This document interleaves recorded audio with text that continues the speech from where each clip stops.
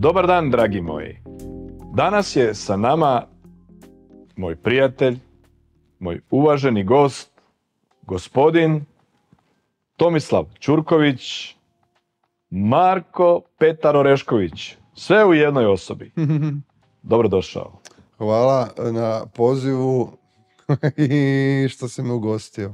Evo, nisam se posebno pripremao za tebe, jer za tebe kažu pusti čovjeka da govori i bit će 2 sata zanimljivo. Međutim, ono što mene zanima, i naravno naše gledatelje, Marko Petar Orešković,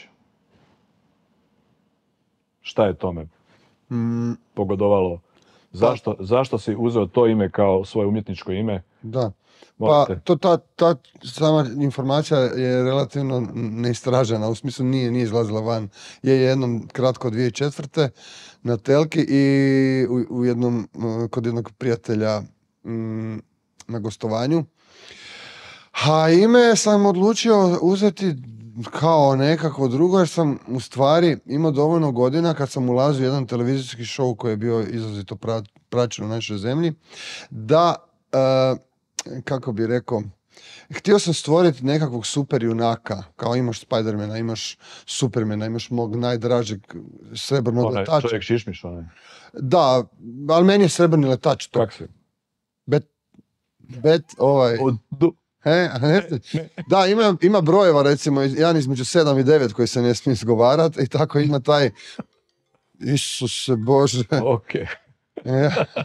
Javi se. Ne, ako ne bolje baš je ovo. Možda te ja zovem. Ne, zove me jedna baka draga koju sam upoznao u vrijeme korone i dan danas se čujemo. A moraš se baki javiti. Pa ne, ajde, javi sad po baka. Dobro. Začemo je. Možda iz početka. Znači, Marko Petar Orešković. To za tebe nešto znači, to je neki simbol nečega, evo, o tome malo. Pa velim, htio sam u trenutku kad sam se prijavljivao na taj jedan televizijski show, bio sam dovoljno godina, svjesno sam imao činjenicu da će to nešto povući sa sobom, medijska pojavnost, da jednostavno to hoćete, nećete otimačina jednog dijela osobnosti čovjeka. I s druge strane sam htio iskreirati jednog super junaka, jel? Poučen svim živim superjunacima, Supermanima, Batmanima i mojim najdražem srebrnom letaču. Sad, čekaj, nisam sad shvatio. Kad si ti zapravo to, kad je to? 2004. Da promjena ime, 2004. To je prije, dosta godina. Pa sad je 20 godišnjica. Isto što sam te htio pitati, kako si odlučio, to je zanimljivo, ti si poslovan čovjek zapravo, je li tako? Živiš od svog posla nekakvog, jel? Da, mali poduzetnik. Mali poduzetnik, imaš neku firmu, obrt, imaš, jel tako, knjigovodstveni servis nekakav koji plaćaš, sve normalno, plaćaš porez, doprinose. Beastie Boys ima jednu stvar, I got the skills to pay the bills, eto. Dobro, ali ovo za doprinose, to me zanima, jesi ti s tim zadovoljan? Ma ja uopće to... Je to previše, ili premalo, jel? Nažalost, ja... Ne žališ se ko ostali obrtnici? Ne, ja to ignoriram skroz. Da, ne plaćaš? Ne plaćam, nego to je ta neka brojka i to je samo brojka i ja to... Dobro, ti to uključiš u svoju nekakvu cijenu za svoje usluge i tako. Pa da, odnosno, na temelju novaca koje sam zaradio, ja odvajam za to sredstva. Kad si ti spoznao zapravo da ćeš ti biti to što radiš sad, glumac, zabavljač? Kad je to u tebi se rodilo? Pa mislim da se rodilo kod rođenja jer sam to od tate naslijedio. Odnosno, skužio sam ovako, mama se jako voli smijat, a tata voli nasmijavat. Iskreno, već sam ovisnik o smijehu, neko o zabavljanju, ali ta se neka svijest rodila u jednom trenutku kad mi je jedan lik u jednom hotelu gdje sam radio kao sportski animator, jer sam ja bio 8 godina aerobik instruktor. Tada? Da. Da, znači 27, lažno 25. Tako nije, 25, 6, 7. I onda mi je to čovjek jedan koji je bio neki estradni menadžer u Slovačkoj, me pozvao na kavu. Ja sam jeo sladoled, jer ne pijem kavu. I onda je on meni krenuo pričati o meni, da kako on mene vidi, izdvojio me jednostavno tamo. Šta, na češkom? Ne, pa mi smo u stvari... Ja sam tada, recimo, relativno dobro bratio sa tim češkim, on je bio Slovak. Pa više ono, rukama, nogama, hrvatskim, engleskim i tim češkim, odnosno slovačkim. Tako da se mogla komunikacija ostvarivati, onda je meni to ukazao da kako sam ja, ne znam, možda talentiran za nešto to, pa da li bi sam ikad razmišljao da bi od tog mogao zarađivati za život. Da. I to je meni bilo prvi put da čekam. Šta on tebi ponudio, neku ulogu? Ne. On je jednostavno prepoznao neki talent za koji kasnije kad se ja osvrnem što sam ja radio sve kroz život do tada, sada recimo to malo manje radim, jer sam se kroz posao krenuo ostvarivati i onda nemam više toliku tendenciju da u slobodno vrijeme izvodim, ne znam. Evo sad sam nedavno vidio na Instagramu mi je ispalo neki lik da istrčava iz tramvaja i trči jednu stanicu na drugu stanicu da stigne prije tramvaja. Ja sam to radio često, recimo. Da, to mi je bila fora. Kad smo išli van, ono, ne? A i u škole. Kad si spomenuo ovo istričavanje, ja se sjećam kad smo išli na utakmice ko klinci, ne, s lakom. Nije bilo novaca za karte, nije bilo za ničega. Šverc-komerc. Pa dobro, nismo se baš uvijek švercali, ali... Dobro, jel ste streom ili ono za obilaženje? Da, znači bježiš, hodaš ispred konduktera i kad vlak stane, a stave svako malo, izađeš iz vlaka, prođeš te vagone i uđeš iza, ali bilo je situacija kad smo se skrivali gore u stropu među instalacijama, to je bilo jako opasno. Da, to je riskantno. Mogao sam se ispržiti i ne vidjeti tekmu. Dobro, znači sad ti si glumac, zabavljač, voditelj sportskih nekih događanja, gledao sam te na tim nekim sportskim natjecanjima. Možeš se živjeti od toga. Imaš kuću, stan, brod, auto.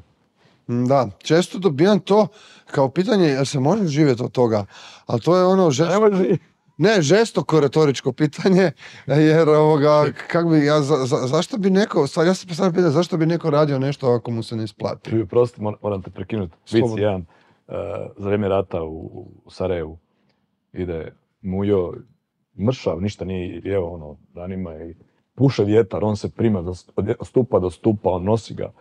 Veli mu Haso, Mujo, pa kako to izgledaš? Crknit ćeš. Kaže, pa nisam, jeo 2 mjeseca. Pa jedi, kaže.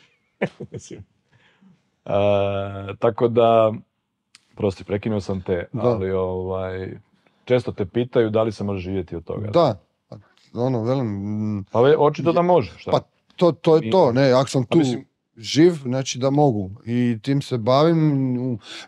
Sam se, nemaš tim nikakav, sam radiš to. Nažalost sam sam, ni žene, ni djece, ni mačeta.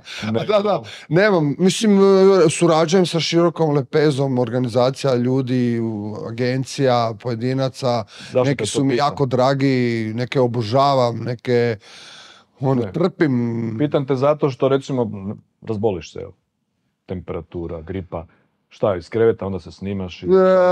bilo je svega tu, baš svejedno to za razumiješ, ti nema te ko zamijeniti. Moram se brinuti o svom zdravlju konstantno. Nisi razmišljao možda o nekom kazalištu, nekoj grupici, pa nastupate, idete... Ne bi mogao biti samo glumac, nikako, nikada.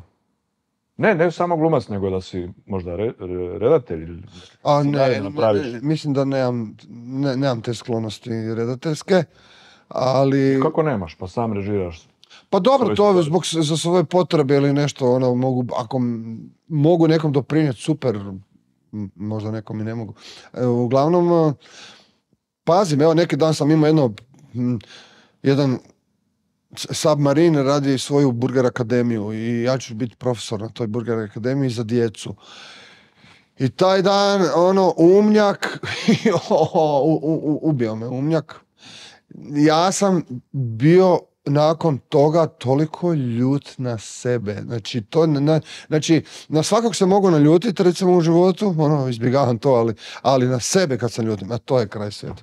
To nema tu popuštanja, to je agonija. I tad sam bio ljut jer nisam bio dobar onako koliko ja mislim da bi trebao. Zbog umnjaka?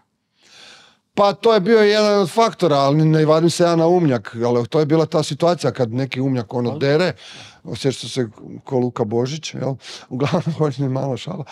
I na kraju su ljudi rekli, bilo je odlično, ja ono, to je meni bio ono, ko da sam na pustom otoku 5 godina i odjedanput vidim brod.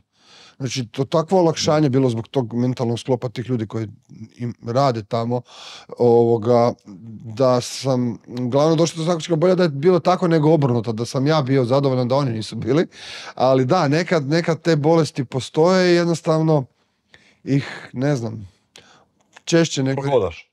Pa da, činom da. Da, meni je, evo, uvijek to pitam zapravo i pitaću tako svoje goste koji su, kako se kaže, one man music show, gdje sam nastupaš, sam vodiš brigu o sebi. Žao mi je zapravo takvih ljudi koji ti nemaš alternativu, nemaš zamjenu. Znači moraš da raditi, ne znam, neki milion nečega koji će ti osigurati kasnije jedan lagodan život, kad ne budeš mogao raditi. Da. Ili misliš da ćeš raditi dok si živ, mislim. Pa prije sam pristalica tog raditi za uvijek. Zato ti dajem i savjet, to je zapravo moj savjet, da razmišljaš u tom smjeru i da pokreneš neku svoju glumačku ekipu, bilo šta. Mislim, toliko se toga napravi u životu, nisi možda ni svjestan toga, da kad posložiš malo taj film, skiciraš i napišeš sve to što si ti radio, samo to sad spojiš u nekoliko uloga, okupiš mlade dečke koji isto imaju takve ambicije, a ne usude se ili nemaju novaca to pokrenuti, da ih organiziraš i da nastupaš po Hrvatskoj. Evo, imaš takvih primjera kako hoćeš. Tako da... Neću ti naplatiti taj savjet. Ne, pa što najbolje, ja sam neki dan, kad smo bili na ručku, ne znam prije koliko je to bilo, sam povezao tu, krenuo razmišljat i prije sam, ali sad sam to konkretnije shvatio, pa da, to je taj put. Ne nužno sa glumačkom skupinom, ali idem raditi neki posao, bilo koji imam dva... Moraš imati stalan posao, moraš imati stalne prihode, moraš... Jednostavno, to je život. Da ljudi rade za mene, da ja... To. I na koncu... Ili oprosti, ili ćeš morat svaki dan pogađat... Šut za 3, da. Za 1000 eura. Daj molim te, reci mi o tome, jer to sam dobio sam tu poruku na Instagramu, vidim tebe, znam da ti si na toj utakmici radio, ili nisi? Ne, ja na Cibonu idem iz čistog gušta, odnosno prije 2 Uskrsa sam upoznao Filipa Bundovića na jednom partiju, tam smo se ispodružili ko gospoda. Dobro. I tad sam ga baš zavolio i bio je tam s jednim svojim prijateljem koji isto bivši košarkaš. Pozdrav obojici, Filipu i jednom i drugom. I uglavnom, onda je bila neka pauza, nisam tamo uopće razmišljao o tome i otišao na utakmicu. Aha, ovo je bila, ja mislim, Ne, bila je sigurno ova tekma sa budućnost. Budućnost voli, da, Cibona. I onda u principu taj maskota baca... Ali kako dođeš ti? Maskota baca u prvoj četvrtini nešto u publiku i ko to ulovi, može aplicirati u nagradnoj igri. I nekakav nešto bijelo... A ti si to ulovio, normalno pretvorio se svog super junaka, tača ili... Ja sam tad iskreno, znači u zadnje 4 godine, znači od kada je korona, ja sam 2 puta bio na košu. I ne smijem igrati košaku zbog tog ljevog kuka, kojeg, evo, vraćamo se na priču, još će ga morati operirati. I ja već ukalkuliravam gdje ću ja to ubaciti, znači ja ću se morati ići operirati u 1. mjesecu i to je amen. Iduće godine? Ne, potrajat će to, ne dam se. Ima dobro. Prvi mjesec neke godine, da. Da, u siječnju. Ali šta hoću reći, da mi je... ulovio sam taj objekt leteći, jer sam stajao odmah iza igrača na tribini i kako je on to bacio, ja sam uspio to uloviti. I onda sam morao pobijediti, 2 smo bili i na poluvremenu 2 smo. Krećemo s centra, svaki zabija koš na svoju stranu i onda moraš pretrčati na drugu stranu. Ko prvi zabije takva koša, smije. Ja sam mislio da ću dobiti 3 trice za gađi centra, kaže majstor, 1. A rekao, onda sam išao, ajde, ne, nego da se ne izblamiram, idem samo da pogodim bar tablu, da nije ona airball. Možda baciti, ja ne bi... Ali, dobro, ja sam davno prije igrao, a zanimljivo, evo, to mi ja sam stvarno, 87. sam trenirao u Ciboni kad sam rano otvorio. Da. Ali, to su bili tad sam bio senior, šalim se, to su bile kadetske godine, klinac i to. Išao sam svaki dan iz Seseta sa busom i tramvajem tamo, i vraća se doma. Drugi dan popodne škola ili kad su treninzi popodne, ja sam jutro u školu. I kaj hoću reći da tu sam si već stvorio radne navike, odlaženja, dolaženja, imaš neke obaveze i to. Ali, uglavnom, i onda sam tu jednu tricu imao, ja sam tad iskreno, ja mislim da sam ja bio trezan, da ja to ne bi nikad pogodio. Ali ja sam bio na 2 pivice, lagano, opušten, relaksiran. I idem samo da bar tablu pogodim. I ja sam fakat tablu pogodio, ali na onom mjestu gdje trebaš. Točno iznad obruča i ona je ušla. Molim? U metu. Da, ispalo je ono ko da je suza bila. I streso i soma eura. Čekaj, odmah ova cijela? Nakon možda tjedan dana, evo, vlasnik Gaz Nutritiona je bio na svjetskom prvenstvu. Ono je bilo europsko. Da. U rukometu, u Njemačkoj, pa nije baš bio s mobitelom i javio se čovjek i super. Bravo. Još mi jedna stvar pala na pamet. A potrošio sam 2 na čašćenja, di god sam daj. Još mi jedna stvar pala na pamet. Da li vi, glumci, zabavljači, šta god već radio, možeš zaštititi nešto svoje što si napravio, a da niko nije u životu? Jel postoji to? Pa neki... Zašto to pitam? Evo recimo taj koš. Ti si, koliko ga je vidjelo? 1 milijun ljudi već na... Pa ja sam to nešto išao baš nedavno računati, skoro 1,5 milijuna na 2 platforme najviše, znači Instagram i TikTok, oko 1,5 milijuna ljudi. Šta sad, da ti se plaća 10 centi? 150.000 eura. Pa da, ne znam kako to ide s tim... Nije to tebi palo s neba, razumiješ? To je tvoj talent, tvoje umjeće, tvoja sposobnost. A neko snalažljivost, neko je to snimio. I to, da, nekoliko ljudi snimalo. To ja imam 3 snimka sam uspio nabaviti, nikak da pokrenem, sad ću pokrenuti. Znači na TikToku hoću staviti taj video sa 3 kuta. Da. Jedan je s terena i 2 s tribine, s time da su s različitih strana. I to hoću objediniti. Iako ovaj najgledaniji, ima sad skoro 900.000 pregleda, je Perica Štefan snimio na tekmi. Znači, ništa od toga ne možeš zaraditi. Pa meni iskreno, čak tu uopće to... ja sam dobio pa da, dobio sam tu svoju 1000, gledaj, jedan cent. Ma da, ja mislim sharing is caring, nek malo ide i drugima u džep, šta znam. Mislim, ja iskreno mislim da ti dečki nisu ni zaradili ništa od toga, ali... A dobro, onda si... Ne bi to nazvao da si velikodušan, nego...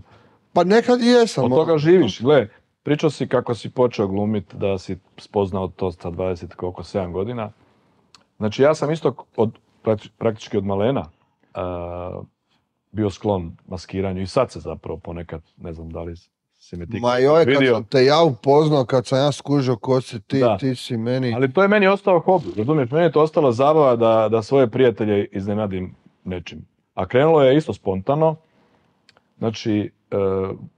imao sam neku smiješnu masku sa samo brkovi odnosno lice je bilo pokriveno, brada se moja vidjela, nisam tad bradu imao, jako smiješno. Ja bi to stavio na glavu i tako se vozio po gradu kad su bile mačkare, baš onaj dan, zadnji dan mačkara, ne. Kad se dijelilo. Da, baš se dijelilo. I vozim se doma, Branimirom idem u Dubravu i sudar na cesti, mrak.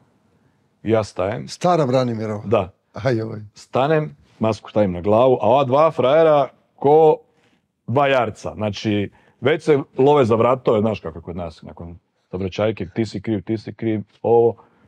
I ja, a bili su ogromni frajeri, stavim masku i uđem između njih. Dečki, stanite. Možeš misliti taj šok, to je bilo prije 30 godina i više.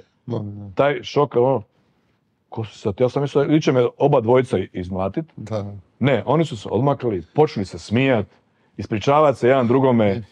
I to je to. Taj smijeh, taj trenutak kad nekog možeš nasmijat je neprocjenjiv. I ja od tad, to je bila tradicija, ja mislim doma jedno 150 kostima već sad.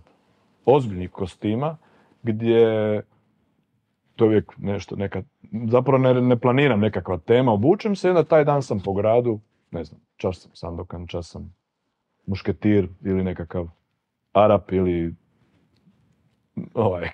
Karate Kid, šta god, Indijanac.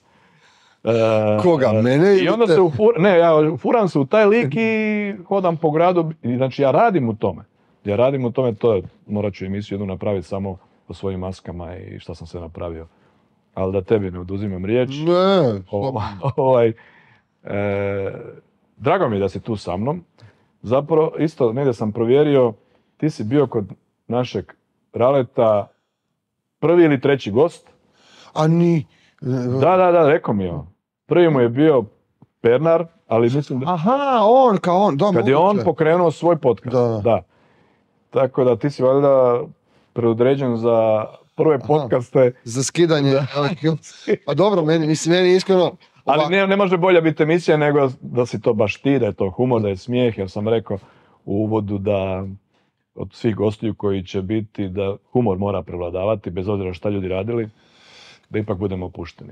Tim je humor i tvoj posao. Čuo sam nedavno kao meme, sam pročitao u stvari, ako možeš naći humor u svemu, preživjet ćeš.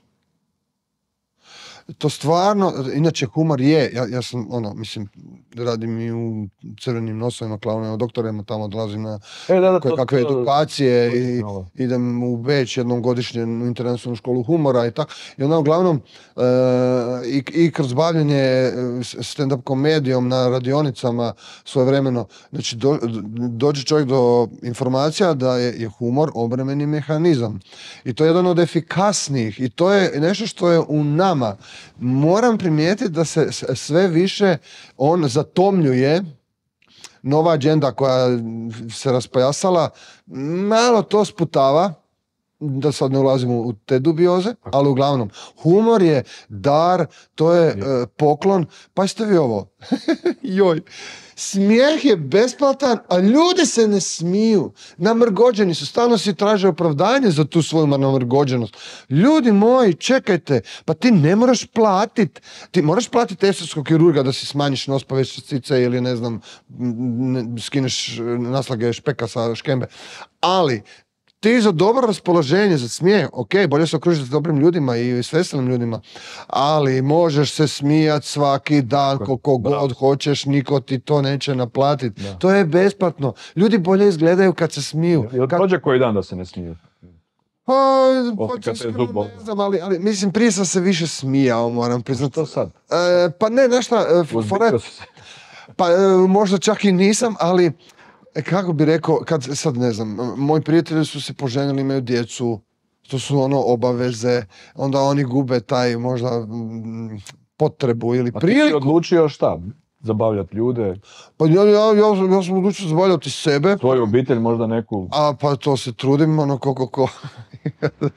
Evo da te ja možda usvojim, pa da bude. Aha, ne treba, ali evo, meni je super provoditi vrijeme s tobom. Evo, ajde sad ću ovako izdvojiti od tih ljudi koji... Kako smo se mi upoznali? To je to, zato je stil legenda. Trebaju, zato super da ti napraviš podcast, jer ta energija mora doći do drugih ljudi. Dakle, ja dobijam poziv Dorana Lezovića. Dorijan zove i kaže, ej, Reškoviću, možeš ti napraviti salto?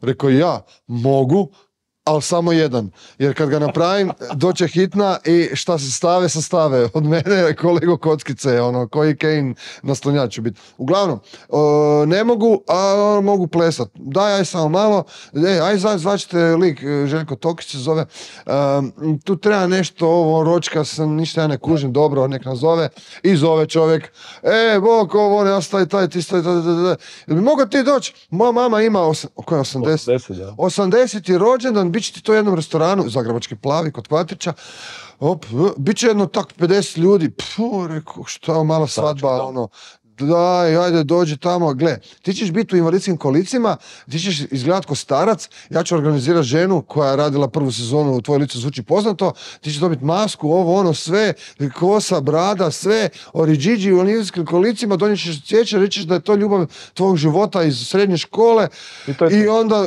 kao od ljubavi i od sreće ćeš prohodat kad već ne možeš salto i početi plesat. Znači, ja ne vjerujem. Ja rekao, gle, postoji čovjek u svemiru, još jedan ja. Čekaj, svih uloga, svega što si radio, nisi imao takvu zadaću, nisam, svašta sam radio da me plate. Dobro. Nevjerojatno. Ovo je bilo, prvo meni je bilo zabavno, pazi. Ja sam bojao da ti nećeš pristati, ali dobro, na kraju... Isuse, ja si ne bi oprostio da to ne... Tad mi je išao Sjećaš se ti scene kad moj tata slabije čuje malo. Da, a mama se rasplakala. I sad ti dođeš, kažeš, mami, moje... Ja sam, gospođo, radio u Filharmoniji prije koliko, 60 godina. To je davno prije da više, i vi ste bili ljubav moga života, a mama kaže, da, sjećam se. Da, to je znači, da se ona sjeća. Na čulju uši. Šta? Ja gledam, zadavit ćete. Znači, stari je bio tad u punoj snazi, nije ni sad slabiji ništa. I ti si tak nekako se digo sa štapom. Ne, ja sam u kolicima bio, ali bez štapa. Imao sam dekicu preko i... Okej, ali nekako plesali ste. Ono sam se čuo, dobro. Ne, ali lagani ples je bio. I na tvoj znak ja sam promijenio, pa si počeo. Ne znam, jesi napravio salto. Ma, nisam salto. Ali prepali su se svi za... Ko su se skinuo periku, šta god. Ali baš bilo lijepo. Mami je bilo dobro. Osim tog iznenađenja, ja sam doveo tada brata, koji, eto, još više nije živ, maminog, i te susjede koja nije očekivala. Inače, moj živ u Dalmaciji, pa samo je baš za taj rođendan bila tu i rekao, bila je prilika da napravimo. I ti si bio gost, nisam ni znao da ćeš poslije, ti si pričao puno toga.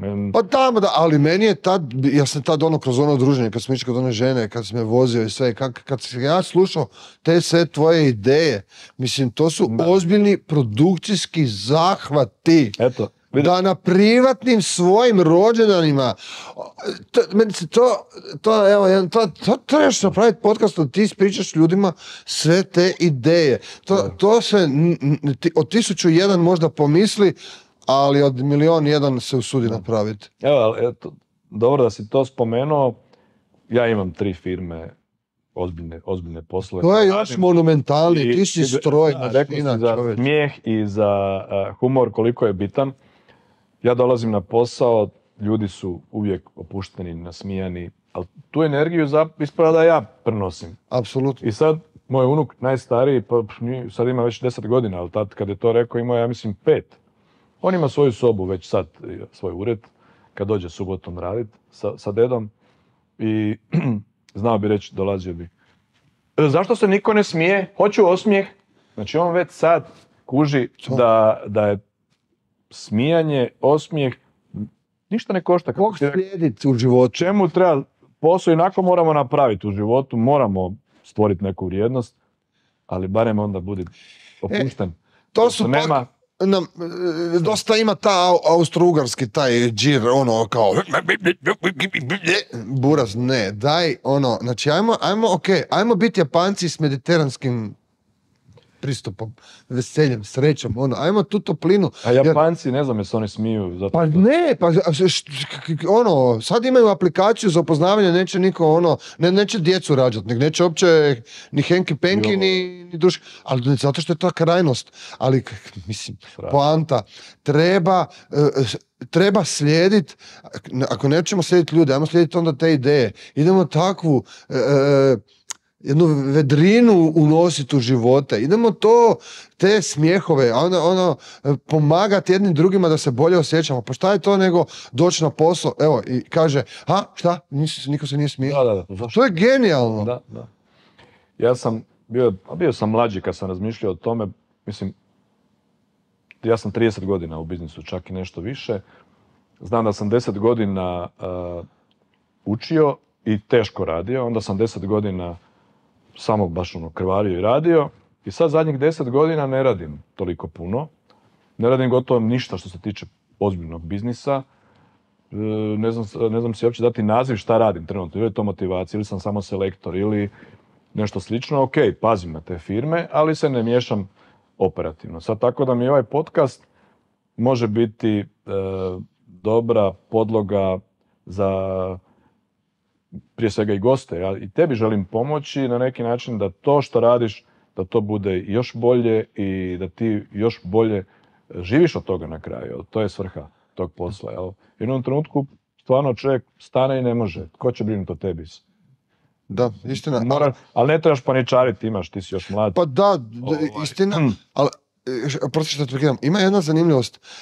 Ono što sam ja prepoznao kroz bavljenje ovim svojim aktivnostima, uslugama, poslovima, znači generalno ljudi češće traže kalupe. Jel? Ja ću raditi to što onaj tamo radi, moderno je, ne znam, ovo, sad će to, sve to u redu, ali kad se desi nešto što je totalno suprotno većini stvari koje ljudi rade, onda, evo sad ja govorim iz svoje perspektive, kad sam se ja kretao time baviti, ja sam u stvari bio, kad sam krenuo na faks, ja sam kineziologiju studirao, tu sam propukao žeton, uglavnom ja sam bio prelud tad u životu, da bi uopće knjigu shvatio ozbiljno, nikada nisam shvatio. Volim učiti, ali evo to, moram biti neki splet okolnosti da bi se u potpunosti prepustio, da skratim priču. Kad sam kretao iz tog, onda sam krenuo s tim aerobikom se baviti, 8 godina sam bio aerobik instruktor, mogu se pohvaliti 2 puta prvak Hrvatske.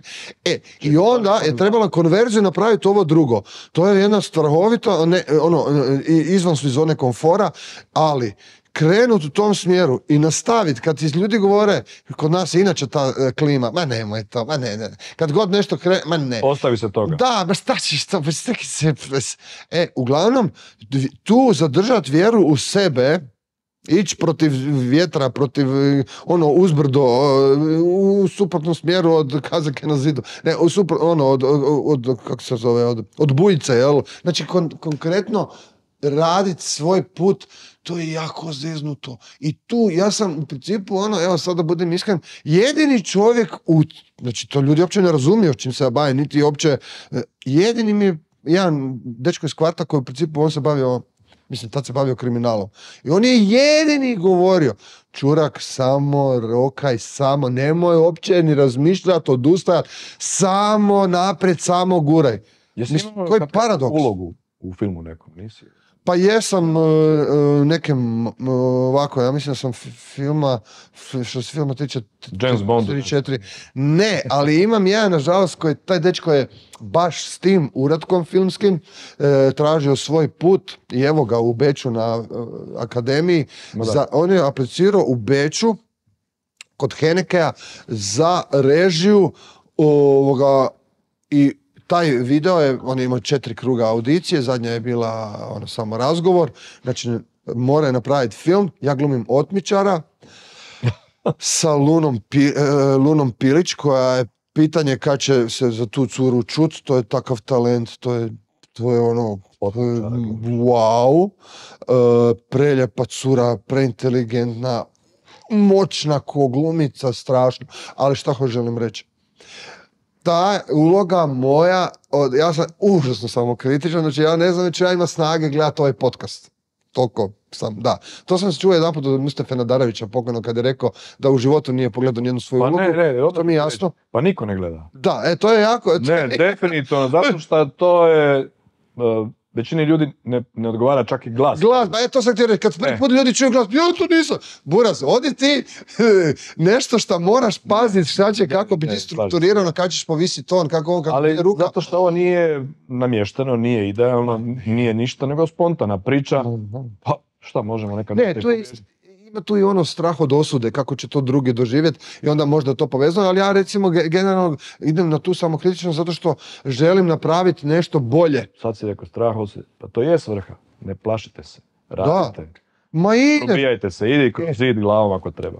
Dobro, onda staviti kacigu, ali hoću reći, evo, u tom filmiću, to traje 6 minuta, dakle, to mi je, ajde ja sad kažem top 3, ali možda najbolje što sam ikad, i to sam, sad sam govorio kako neke stvari ne mogu gledati, ja sam svjestan grešaka, ali taj filmić, ja ne znam, ja mislim da sam ga pogledao 150 puta. To sam briljirao. Nisam mogao vjerovati. Kako se zove film? Film se zove Luna.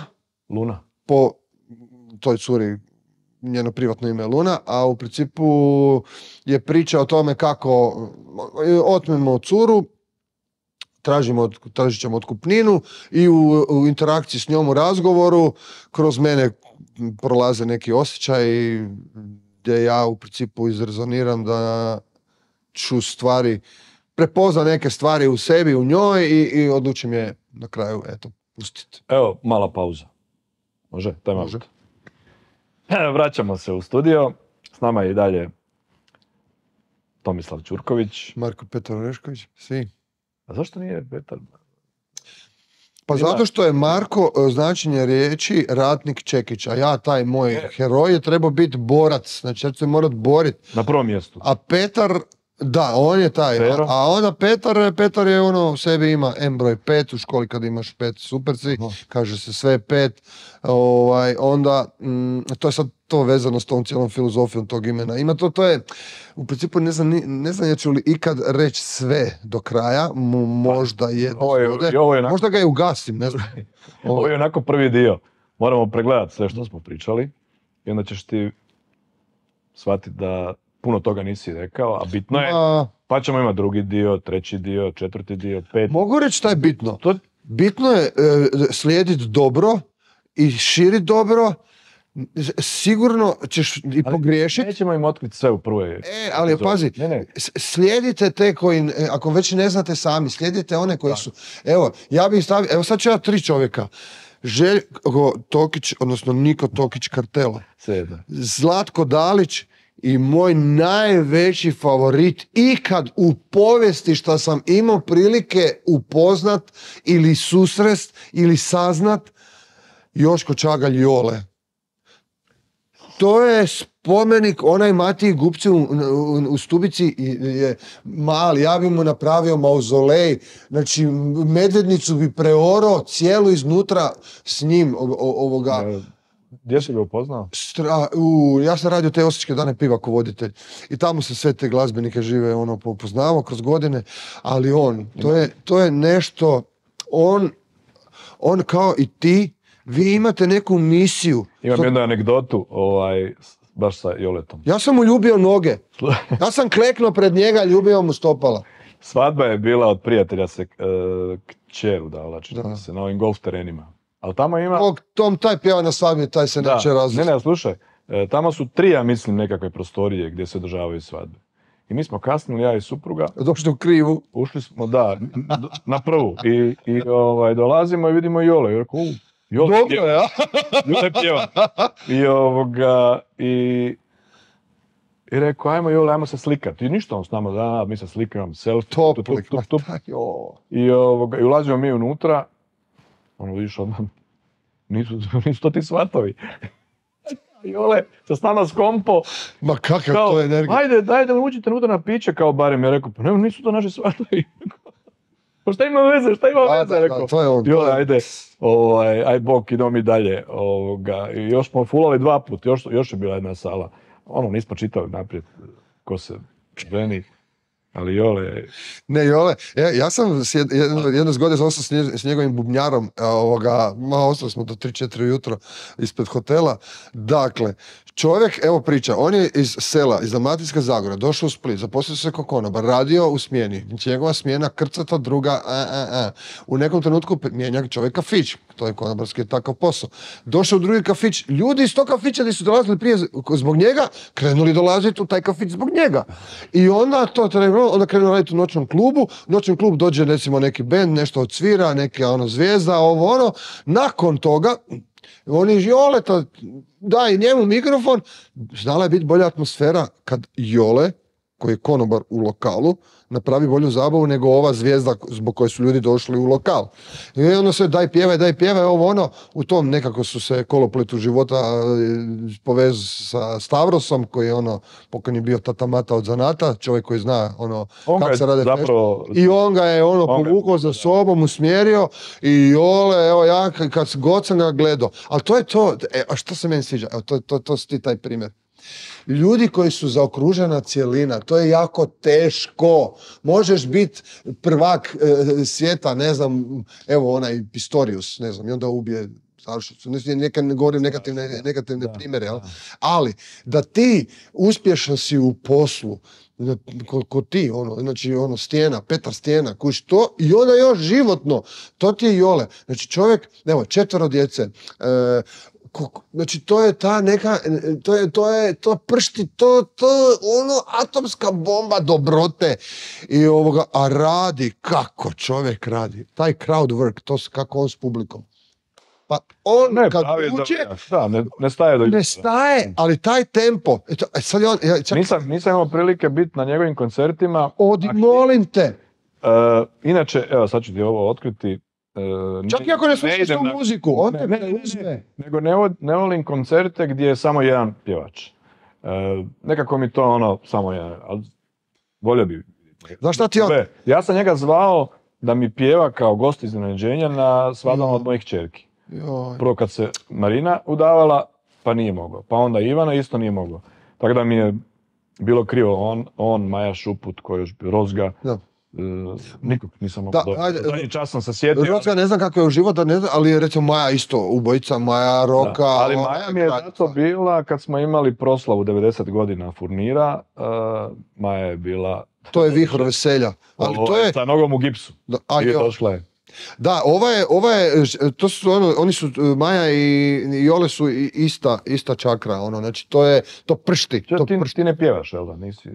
Pa, bolje ne, ja nisam, mislim pjevaš sam u zboru, ajde, u osnovnoj školi. Jugoslavijsku himnu sam pjevao Buras Kaljinku, ti sad recimo nekakav ozbiljan, nego poznati pjevač, pa ne bi mi ni došlo možda u goste.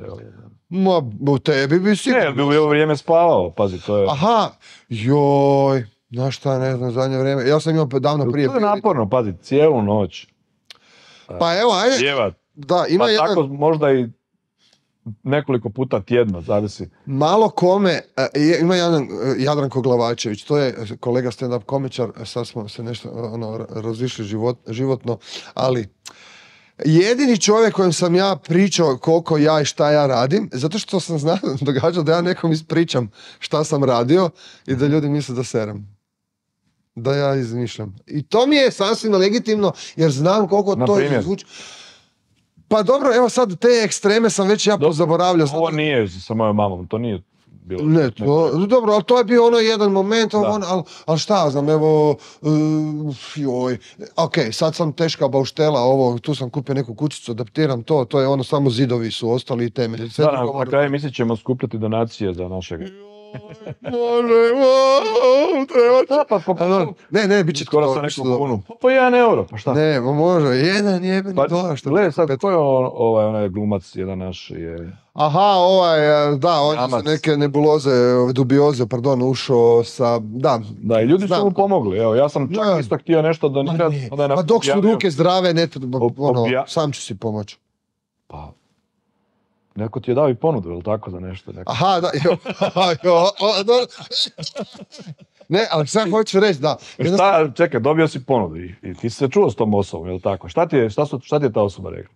Čekaj, Tebe je to skupo, jel? Ti si rekao da ne... Da, ja nisam rekao, ali sam kad vidio cifru rekao, čekaj, ja imam toliko ukupno za krovište, za sve.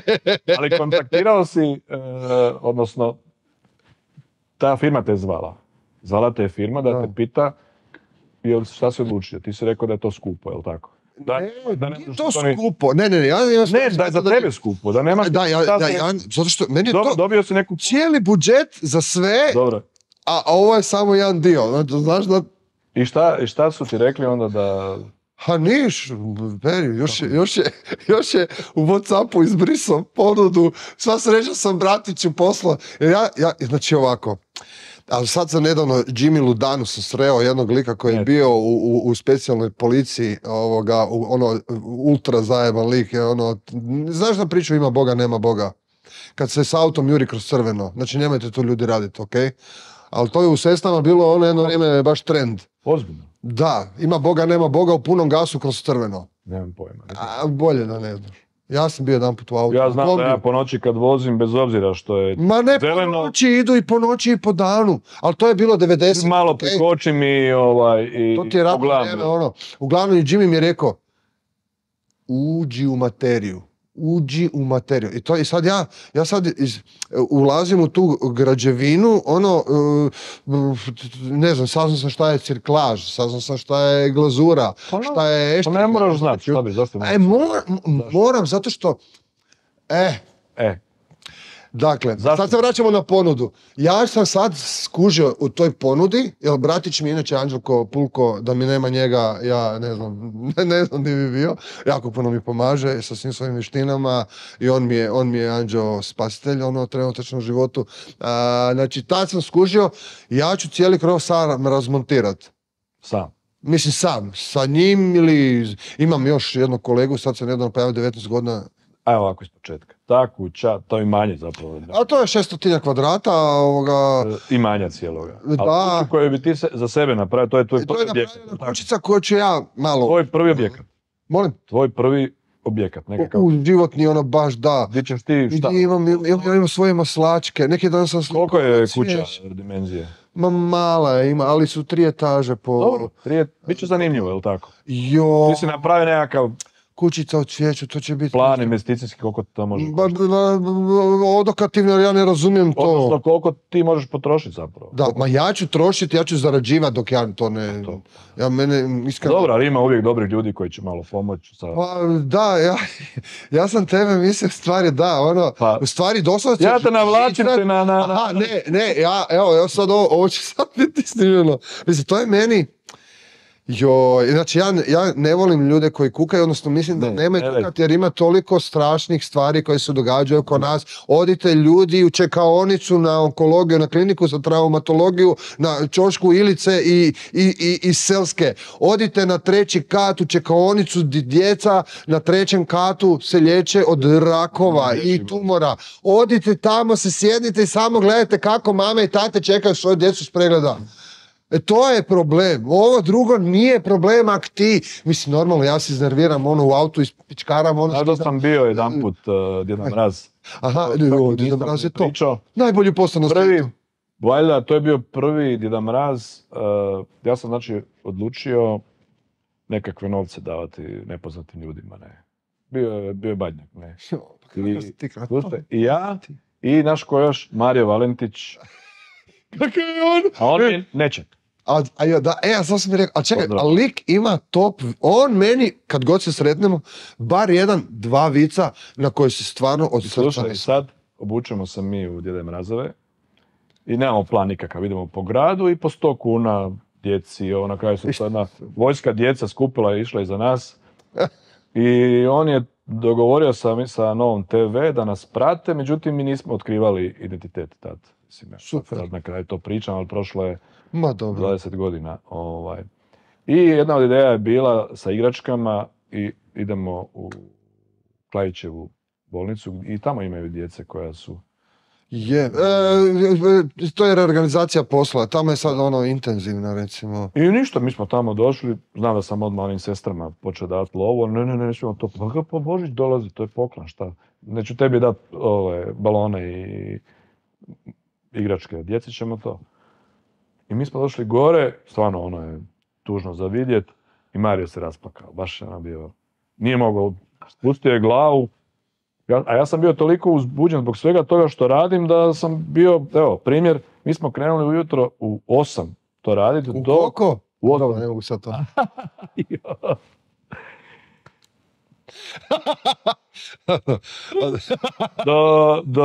do jedno 3. Ima i za 3 nešto. No ima i ovo. Od 1 do 9 veliš, jel? Da, ne, ima jedan dečko, Edin Dervišovčić, sestra. 3 p.m. Da nismo se ni vode napili. I nismo stigli ni podijeliti sumu koju smo zamislili. A znaš zašto? Kad ti daš nekoj tamo bakici na placu 100 kuna, a ona te primi ovako za ruku i blagoslov ti daje. Znaš, to je sinko, Bog te blagoslovio. I sad ti slušaš tu priču i to je nevjerojatno. Nije to samo, evo, bum, bum, daj. Kad su mene pitali zašto sam to počeo raditi, ja velim inače, kad imam priliku, pomažem potrebitima, ali na način, daj račun, uplatim. I ne znam kome sam to ni dao. Evo, ti si Jole. Jole ti to isto. A ovo je drugo. Ali ti sada u grad i čovjeka pogleda u oči i daj mu novac. Prvo, to može biti i nekad da bi se čovjek i naljutio. Zašto ti daješ? A ovo, pukao sam se gledam razva, pa poklone svi primaju, jel? Ali nismo stigli jer je skoro svaka osoba, pogotovo starija, htjela s tobom porazgovarati. Zašto? Kako? Ja nisam imao odgovor, jednostavno sam imao tu potrebu to napraviti. Jel? Onda bi se jedne godine isto obukao, pa za Badnjak sam išao u selo otkud su moji roditelji dali u Dalmaciju. A bilo vruće, inače je toplo za Badnjak i kod nas već, a pogotovo u Dalmaciji. Znači, kad sam došao među tu djecu, pazi, djeca, kaže, mislili smo da ne postoji. Znači, oni su vjeruju u Djeda Mraza, da. Jer kao ja, bilo je malo snijega tu po brdu, nekako sam se po noći spustio sa sanjkama. A tata me kao vodio, a tata viče, to je moj sin. Šuti. On se hvali, ja sam Djeda Mraz. I ja vraćam se doma u 11 sati na večer, mislim, stigao sam do ponoći, kao u filmu. I zaustavi me, prekini. Morat ćemo ima dobro zvon. Iz početka. Ne moraš da paći. Ne. A?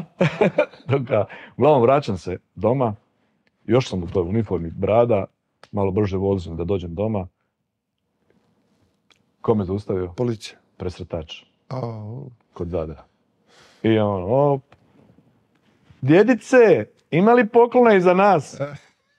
Ja rekao, pa nisi ti dijete. Ja kažem, vidim, žurim kući, imam još jako puno za podijeliti. A malo smo brzo vozili. A Rudolf? Šta radite vi ovdje? Dočekat ćete ovdje Božić zajedno sa mnom. Odi kući sa obitelji. A kaže, tu smo zbog takvih ko ti. Normalno, platio sam kaznu, mislim. Ja rekao, evo, neću više biti Djeda Mraz. Imao sam zapravo još jednu situaciju. Mene su pustili na crvenom u Djeda Mraza. Green Gold, kako se zvao Green Gold klub? Si ti tad nastupao? Jesam u Green Goldu. Znači, ja sam te godine obukao se Djeda Mraza i odlučio sam da mi svaki radnik dođe s jednom krilo i dobije božićnicu. U restoranu smo bili, jednom zabava je bila, i ja kao Djeda Mraz i oni svi idu po redu, sjednu koljeno, koja je tvoja želja, i ja dam kovertu. Top. I sad malo sam i popio i sa par svojih radnika odemo mi u Green Gold. I normalno, zanimljivo. To su bila vremena kad se baš nije svatko oblačio u Djeda Mraza i sad nekakve dvije žene, cure, šta su bile, daj poklon onom zaštitaru, bio zgodan, valjda im se sviđao. Ja odnesem nekakve balone, gledam me preko nišana. Da, klasika. I u jednom trenutku, je bio nekakav barski stol i ja laktom prevrnem bočicu. Bila je plastična bočica. Aha. I ona još nije dole ni pala, a ja vidim u ruku, zove pojačanje i šora je. Znači, moj nečak, koji radi za mene, i još jedan radnik koji je od moje žene zapravo rođak, oni su završili u bolnici. Ja sam se uspio nekako odhrvat malo, tad sam bio u treningu. Bradu sam poslije tražio, ali nisam dobio ni jedan udarac. Ja kao, materina, pa da, to su dosta... Djeda Mraza tučete, pa jeste vi normalni. Ja. Da. Aj sad reci, ništa se nije razbilo, kao bili smo mi, ti radiš sranja, kao ja Djeda Mraz. Da, to je totalni drugi mindset, mislim, stresno je to zanimanje, ne tražim im opravdanje. Nisam odustao. Nego, da, pa evo. Sad se obučem za svoje unuke i onda idem za badnjak pod bor, sjedim i čekam da oni dođu da se probude. Na svakom putu su... Moja djeca vjeruju da postoji Djeda Mraz. I njihova djeca. I na putu najispravnijeg nailaziš na prepreke, mine i počkaljivanja. Ne prestat. Ok, neka treba zaobići. Možda vratiti 2 koraka nazad, uzmeš zalet pa preskočiti. Ali mislim da taj put treba gajiti i puštati i tako. I imati te, ako treba idol, za koje nije dobro da imamo idole, ja tak bar mislim ovoga, ali možda uzore nekakve i nešto, ti, evo ti Jole, to su ljudi koje treba po meni je češće. I uopće imam ko je meni idol nekakav ili uzor, ali zaista ne, sam. Da. Gledaš puno filmova i onda zapravo, volim puno gledati televiziju i onda to vidiš tamo, da ljudi stvarno svašta pokušavaju. U tinejdžerskoj dobi, meni je bio Dražen Petrović, recimo, to mi je bilo kraj svijeta. A onda više. Ali ti si igrao i košarku u to vrijeme, čini mi se. Pa da, u stvari ja sam... Zbog Dražena ili zbog... Pa imao sam sreću da me tata vodio na te utakmice kad je Cibona baš harala, kad je bilo 2 puta prvak Europe. Znači, sjećam se dan danas da sam utakmicu Makabi Cibona u Domu sportova u velikoj dvorani gledao tako, bio je dvorana, kasnije smo valjda došli, jer smo završili, znači više nisu tribine, nego je onaj kao hodnik, ajmo reći, mislim, jel?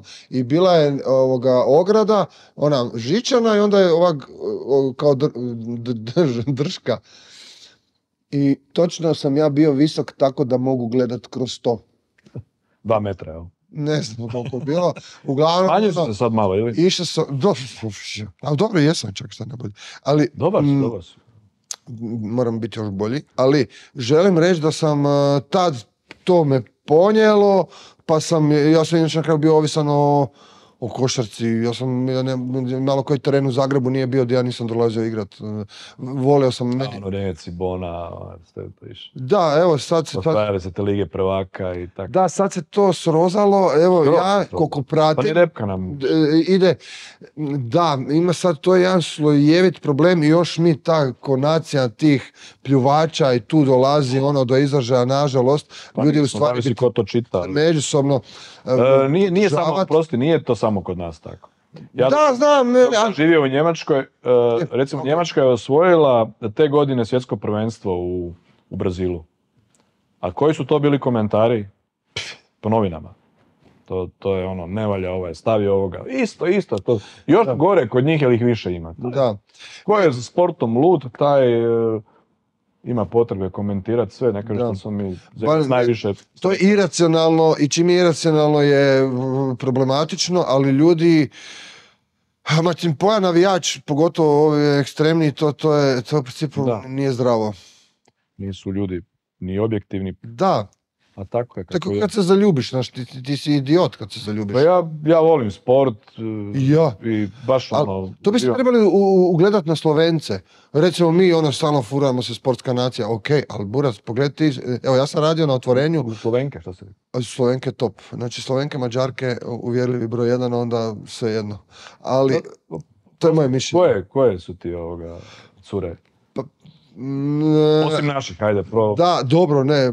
Naše su na prvom mjestu. Naše, imam nekog, kao hoćeš curu, odi u Rijeku, a hoćeš... Mislim, imao prilike putovati malo po drugim zemljama. Relativno slabo. Najdalje Litva. Na televiziji gledaš ovoga, ali naše su žene stvarno najljepše. Prelijepe. Stvarno top. Evo ja klubom, ja noćni gdje radim, to tamo je, ko da je svjetsko prvenstvo. To se ne računa po noći. Ma joj, ali kako... Moram doći jedan put. Doći, to, molim ti stavi sunčane naočale. I to metalizirane da se ne vidi da gledaš. A već dugo ne izlazim van, ne znam, idem rano spati. Ma nećeš ništa izgubiti sa tim izlascima. Ne. Dobit. Volio bi izašao sam jedan put, ja i friend, još jedan prijatelj, u 9 sati.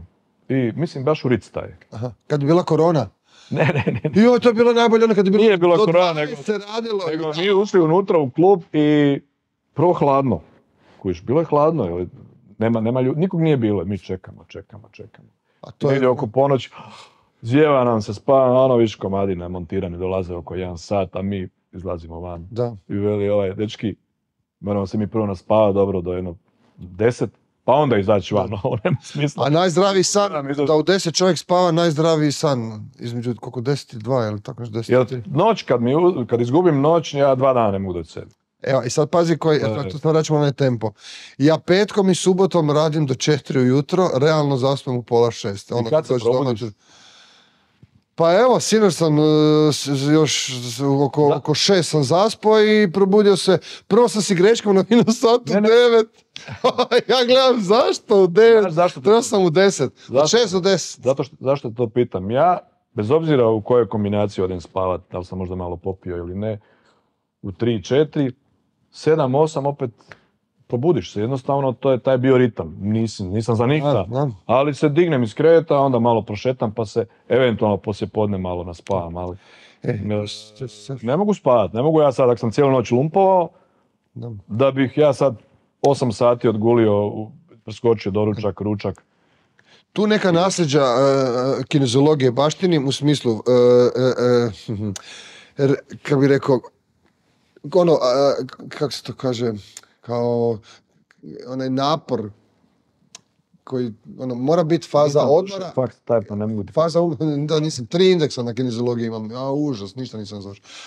Imam 5 indeksa ukupno, ništa nisam završio, znači... Da? Ti ko ja onda, evo, kao malo sramotice, nek se čuje. Ali imaš tu životnu školu jednu. Pa dobro, to je. Kažu, najvrijednija diploma, jel? Ajde sad cijelo vrijeme pričam, ali u stvari ja se uvijek više koncentriram na šutnju. Hoćemo šutit malo. Dobro. Toliko je bilo to. Manje je više. Ajmo mi ovo malo privesti kraju, onako ćemo se još družiti poslije i nadam se da ćeš mi biti gost.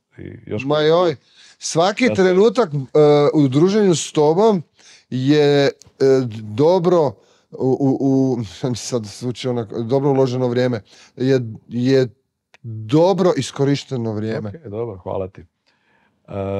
Hvala ti što si... Ne, još malo dam. Molim te, ajde jedan vic. To ću tražiti od svakog gosta. Otkopčem ti šlicu. Ne, kak idu dani u tjednu, ponedjeljak, utorak, srijeda, četvrtak, petak, sekunda, ponedjeljak, utorak, srijeda.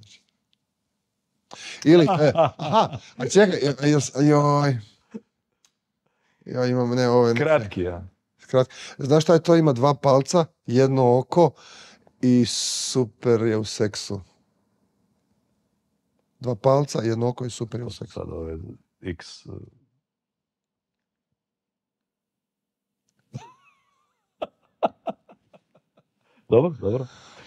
Dobro.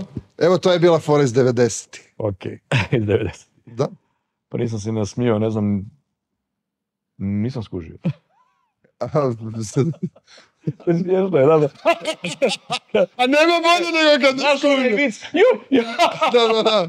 Dragi gledatelji, s nama je bio Tomislav Ćurković, Marko Petar Orešković. Nadam se da je razgovor bio inspirativan, edukativan i da ste nešto i naučili. Iako nam je to prva emisija, trudit ćemo se da budemo sve bolji i bolji. I nadam se da ćete nas pratiti. Selfie, ajde selfie. Čekaj, joj, zubi, Bože. Čekaj, pa ne vidim se od tvoje glave. Pa kako ne? Dragi moji, došli smo i do kraja ove naše prve emisije. S nama je bio Tomislav Ćurković, zvani Marko Petar Orešković. Nadam se da ste uživali i da vam je bilo i zabavno. Gledajte nas i dalje, podcastu by Niko. Hvala ti, Tomislav. Hvala tebi, Niko.